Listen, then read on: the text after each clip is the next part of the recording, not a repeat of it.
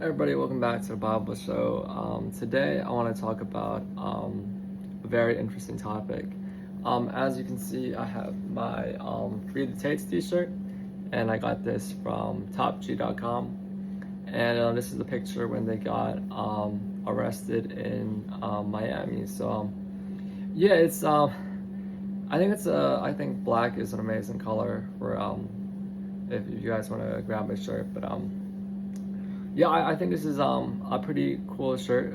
Besides the fact that I think the Andrew and Tristan, the Tate brothers, have been falsely accused and put in jail, and yeah, overall the legal situation is very it's actually very interesting. This is something that has sort of caught my attention in the beginning. Just to reiterate my stance, I think Tate brothers are 100% innocent, and yeah, this is definitely something like a lot of slander from the UK. They're trying to get Andrew and Tristan. I just don't. I think they dislike Andrew and Tristan. I think there's a lot of bias. So it's very hard to practice law when the prosecutors you actively dislike someone. I also think there's a good amount of bias. There's so much. It's actually extremely fascinating. So I'm going to preface this by talking about the Old Testament. We're going to be connecting it to the Bible a little bit. So if anyone doesn't know about the Old Testament, there's like a lot of verses that talk about sort of the whoredom and all the wicked and evil things that Israel does, which is God's chosen nation, and those stories and passages can be very lewd, very like lewd and descriptive, but not in like a weird way, but just how God inspired the word. He let people know how evil His chosen nation was, and how they really whored after other gods. Instead of choosing Him, they betrayed Him over and over again. They slept with foreign women they shouldn't have slept with. They should have copulated with their own people, but they chose to fornicate and sleep with the enemies of Israel, which is like the Persians, the Mennonites, etc. I haven't, to be honest, I haven't read the word in a while, so I forgot. But there is a lot of like a lot of lewd passages, and a lot of atheists, they attack that against Christianity for being like for all the killings in the Bible, because God orders a lot of people to be killed, and also just how much sin is in the Old Testament. Like they don't really there's no like I think there's some, well, there's like some stones, I guess, I don't even know the saying, but like there's just no stones left unturned. Like they really expose all of Israel's sin, and it's extremely fascinating how Christians read the Bible to get inspiration, or anyone researching the Bible, maybe they want to use the Old Testament against Christians. Maybe some people read the Bible to weaponize it against Christians. But sorry, concussion, so my speech is not that good. But it's actually very fascinating how Christians go to the Word. They go to the Word to get to be more pure, to be more innocent, and then we have a lot of like erotic descriptions of like the horrors of Israel and all the fornication that happens. So it's actually extremely fascinating how much temptation is in like sort of the Old Testament. Like someone could definitely slander, like there's always lots of slander in the Old Testament, could say it's like very sinful, very lascivious, very lewd. And actually it's just so fascinating how just like some verses in the Old Testament can actually cause temptation for Christians when they actually go to the Bible to become pure. So it's it's a very fascinating dynamic. I'm sure like a lot of Christians probably like not the most eager to share it, but I'm sure there's a lot of people that are like get some uneasy feelings reading the Old Testament, and it's extremely fascinating how history sort of repeats itself. We have the Andrew and Tristan Tate brothers in a very high-profile human trafficking, sexual assault case, and there is video evidence, and footage out there. But it's another extremely fascinating. It's another extremely fascinating. What's oh sorry. So I'm. If you had a nickel for every time I said fascinating, it's extremely fascinating how law it cannot be fully practiced without always some sort of bias. So we mentioned first that the British government doesn't really like the Tate brothers. It's obvious there's a bias there, but also it's also extremely fascinating how with some of the evidence and photos with Andrew and Tristan and the very beautiful woman they have in their life, and sort of a little bit on the sexual videos that are being used against them as evidence, or just any sexual photos. It's very extremely fascinating. It's hard to say that a prosecutor is not biased if maybe perhaps they're getting aroused by some of the imagery of the Tate brothers, and yeah, it's extremely interesting. I have some. I'm not sure I should share some personal stories of myself, but yeah, maybe later I'll share some personal stories. But there's just it's hard to say that the prosecutors have any good case because there's just so much bias. Maybe they're aroused by what they see from the Tate brothers. Maybe I'm sure there's definitely that's a long shot, so I don't want to go there. But just the explicitness, the sexually explicitness of sort of some of the videos, and just the lifestyle of the Tate brothers, as well as sort of the bias of the UK government disrupting them is. It's very hard to say that the prosecutors practice any good law because there's so much bias. And something interesting, something that actually developed in the news today that I want to mention was that so the prosecutors mentioned today that the Tate brothers have like intimidation tactics, or they have a very powerful network that can really dissuade the complainants. And what's very interesting to me about the case, I thought it was an extremely brilliant from the prosecutors. They must have like when they went after. It's actually extremely fascinating. When they went after the Tate brothers for the first time, it was completely out of left field. It sounded like some sort of fictitious, like some sort of fantasy embellishment. It was like every news title. If you looked up Andrew Tate arrest, every news title was Andrew Tate, child pornography. And now they've sort of tapered it down a little bit and have really gotten extremely intelligent about it. They went after the Tate brothers for intimidation. They went after the Tate brothers for being above the law. So yeah, I think I definitely have to give kudos to prosecutors.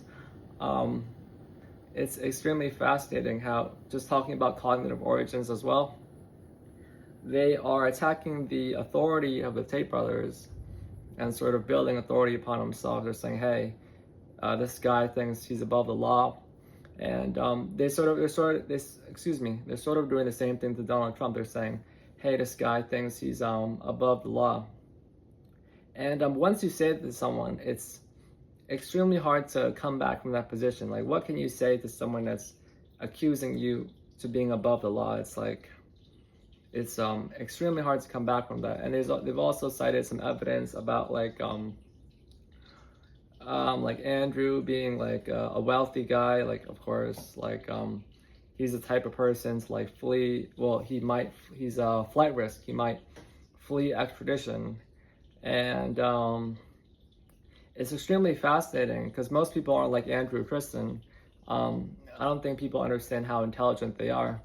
I'm sure they're intelligent enough to the point where they understand that it's not even about escaping. It's like, if they're free men in the United States, which the UK prosecution doesn't want them to be free men in the United States, they want them to be in jail for as long as possible.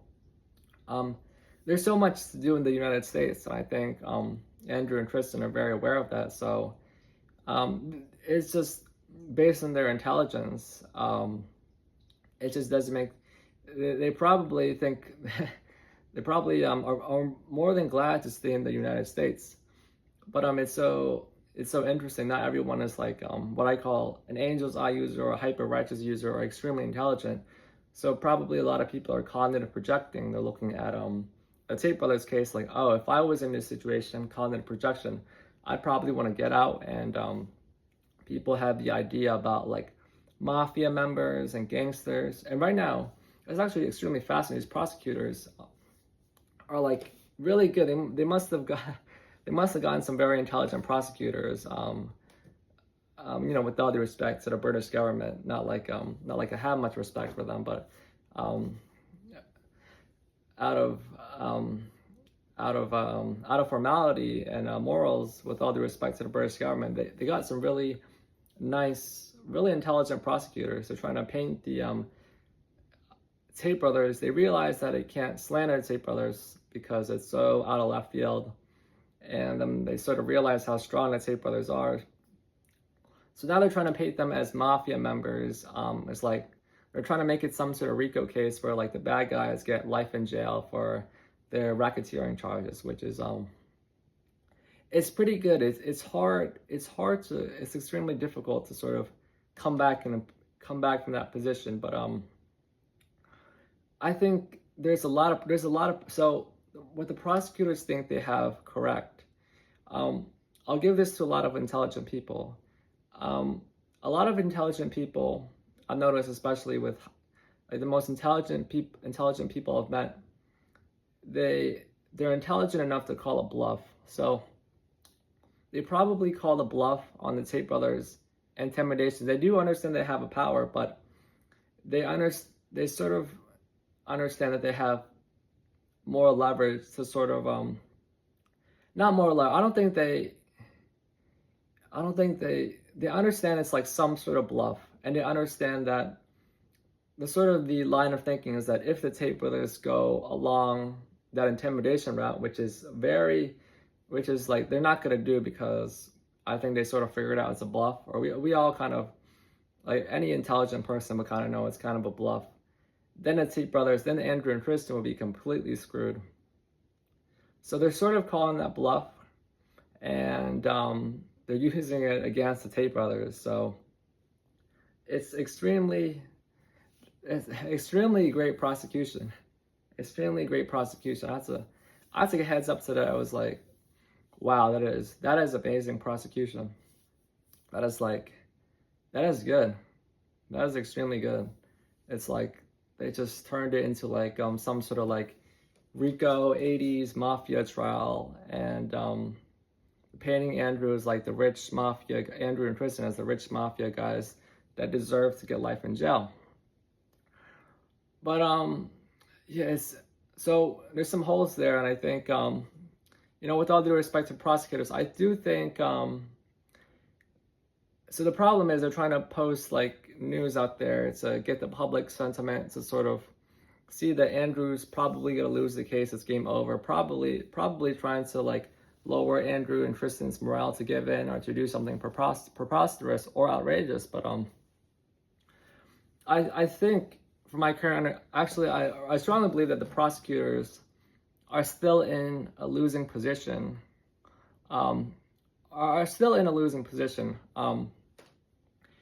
First off, with what we discussed with earlier, there's bias because they dislike Andrew and Kristen. There's not much evidence that the British government can produce to say they like Andrew and Kristen, as well as just the nature of Andrew and Tristan's situation is very sexually explicit. Andrew has had a pornography company with 75 girls.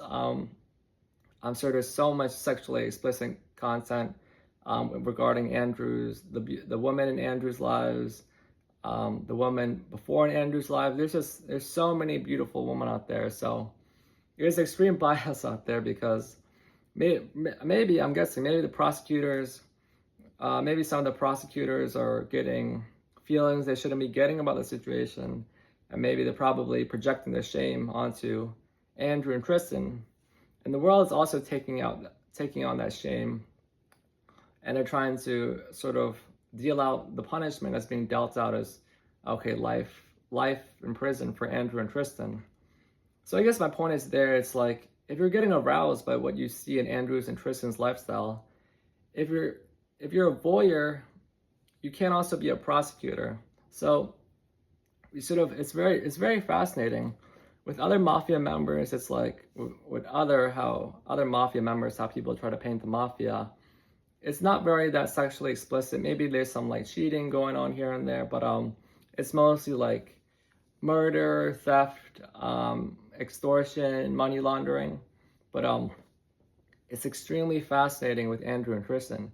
There's so many sexually explicit content surrounding them, like the amount of like the webcam footage, the beautiful girls, the naked girls, the half naked girls. It's just there's so much bias. It's hard to you can't not you can't, but I think you can't say that you practice the law if you're getting aroused or you're being a voyeur. And I know a lot of people, especially the British government, some people in the British government and the British elites, they have a sort of history of being sort of perverts or maybe pedophiles. And I'm not saying that for the prosecutors, but you would have to get like a unique prosecutor or maybe a gay prosecutor to go after Andrew and Kristen so there's no bias in the case. So already some flaws there in the case. You can't I don't think it's possible to put a man in jail. There's that much bias in the law. So it's not really practicing law if there's a high level of arousal. Sorry, prosecutors.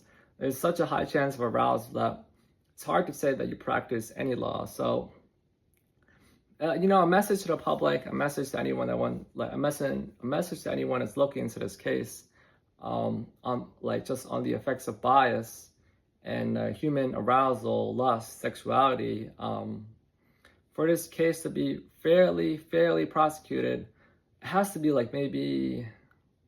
The thing is, even with a lesbian or a woman, she might grow attracted to Andrew, and then there could be some bias there. So it has to be some gay guy, or some sort of eunuch, or some sort of maybe Catholic or preacher or exorcist or evangelist to really prosecute the case, or else it's completely biased. And I think there's such a high chance that Andrew and Kristen are going to walk because there's this all the prosecution. It's not just about it's like the Tate brothers. They're not just rich guys. There's so much.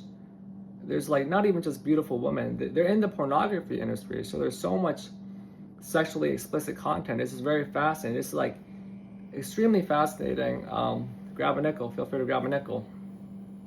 There's a high-profile case. With all due respect, I'm just saying this for the case, where former people involved, Andrew and Kristen, in the pornography industry. So basically, what the public has labeled them as pornographers are being prosecuted. So to prosecute someone that's been involved in the pornography industry, at that high of a level, I think it's impossible to prosecute because there's so much bias. What if the prosecutors had a porn addiction before, and now they're unleashing, getting their shame out on Andrew and Kristen? Like, what if they hate porn with, there's a bias. What if they hate porn so much, like Adolf Hitler, he wanted to get rid of porn. What if they hate porn so much that they're taking it on the Tate brothers? What if they're scared to dabble in the industry because they don't want to damage their reputation? So it's extremely fascinating. We have a case here where it's the first high profile pornography prosecution. It's extremely fascinating. I don't know any other person in the pornography industry that has been prosecuted that hard. That is extremely fascinating. So that is a first.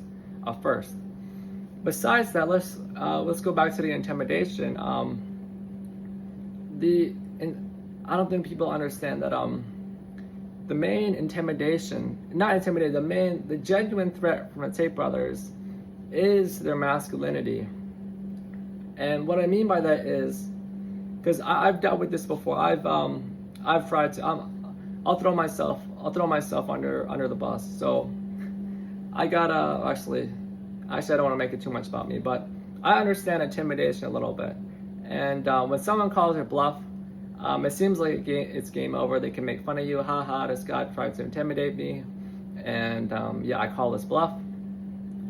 But in terms of masculinity in the game, there's really no evasion. If someone takes your girlfriend or takes your wife, that's not even intimidation. That happens every day. Adultery, cheating, what is it called? Backup boyfriends, backup boyfriends, or just guys that you're using for attention. There's so much. That's a true threat. That is 100% a true threat. And with the Tate brothers, Andrew and Kristen, they have videos out there teaching guys, how to be masculine, how to talk to girls. And I don't think the prosecutors realize the true threat is not the violence against the complainants. The complainants are probably the most. It's a sham. It's a big sham. The complainants is some specific individuals, like maybe the Prime Minister, Mr. Andy Burnham, maybe Yvette Cooper. Those are probably most likely the complainants. But sorry, I lost my train of thought. So yeah, those are probably the complainants of the Cape. But the true, not even a threat. It's like there's no, what Andrew and Kristen are pushing. There's no counterplay to it. There's no law against some guy out there taking your girlfriend or taking your wife. And I think putting Andrew and Kristen, okay, let me position this how I want to position. I don't think the prosecutors understand not even the intimidation, the true threat they are dealing with. It's not about the money. It's not about the money. It's not about being in jail. It's about power, not just power in terms of like who rules the world power, but just like, power to sort of dictate people's, like a power to sort of change the world, to extremely change the world. And like Andrew and Tristan, they're not gonna go live. No, I'm very confident they're not gonna go live. I'm very confident they're gonna get out, because there's such I can't necessarily say what I know what's to the public, but let's just say let me just reiterate what I said before. There is no law against someone taking your girlfriend or your wife. There is no law against that. I'll just reiterate that to the public, and I'll leave that open to interpretation. There is no law against taking someone's girlfriend or wife if she willingly consents. If she falls in love with the other guy, there is no law against consensual love. In fact, the government actually promotes consensual love. It's called divorce. If you love another person besides your husband, you can no fault divorce. So, Andrew, let me reiterate. Let me just go over my points just to summarize. Andrew and Kristen, their greatest power is not in the fact, is not violence, weapons, or their words. It's something that can change the world, which is why I said before, I said this a while back. I don't think anyone watched the video. I do think Andrew, especially Andrew, he has the power to be the next President Trump, to really change the world in that aspect. And Mr. Andrew Tate, I do think has the power to be the next President Trump. Which is why, just for Andrew to get life, I don't see it happening. Because for someone to become the next Donald Trump, it seems like fate's going to be on your side and it's going to save you. So I'm going to reiterate to the British prosecutors. You guys have wives. You guys have maybe daughters. There's no law against consensual love. Really think about that. Really think about that. For any British prosecutors watching this video, there is no law against your wife leaving you for maybe a man that she loves more than you. Or there is no law against your daughter disobeying you for a man that she loves more than her family. Really think about that. And I'll be honest. I'll be honest with some of my bias. Andy Burnham, I don't really like him because I think he dislikes the Tate brothers. Yvette Cooper, I don't like her because I think she still dislikes the Tate. I think she very much dislikes the Tate brothers. So I don't really like them. And what I said before, I think they very much heard what I said before. Prime Minister Andy and Mrs. Yvette Cooper.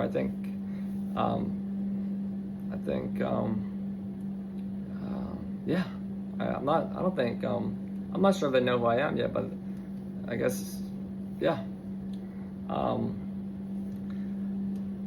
So yeah, that's on the Tate brothers case. I definitely want to cover this high-profile case because although like Andrew and Kristen, the Tate brothers, I differ in the worldview. I'm a Catholic. I still think it's terrible. We have innocent men going to jail for crimes because someone dislikes you. And I understand. I think we all understand it. If there's a person that dislikes you in your life and they treat you poorly just because they dislike you, it's just it's not fun. I think we've all dealt with that. It's something we can all relate to as human beings. Someone that dislikes you, treating you poorly, and that's what's happening to the Tate brothers. And I'm very confident they're gonna walk in some shape or form. I think it seems like the prosecutors and everyone looking around seems like it's they have a good case, but the case is biased, as we mentioned before. The dislike towards the Tate brothers, the prosecuting someone that's been in the pornography industry, the hatred against pornography, the arousal is just as well as the fact there's things that I know there's things that Prime Minister Andy there's things that Prime Minister Andy and Miss Yvette Cooper they should be worried. There's more things they should be worried about than weapons and words. There's worse things in life than violence. I'll just leave it at that. And that's just an overview of Andrew and Kristen and Tate brothers case. If you found this video informative, helpful, leave a like. leave a share. And as always, stay blessed, stay safe.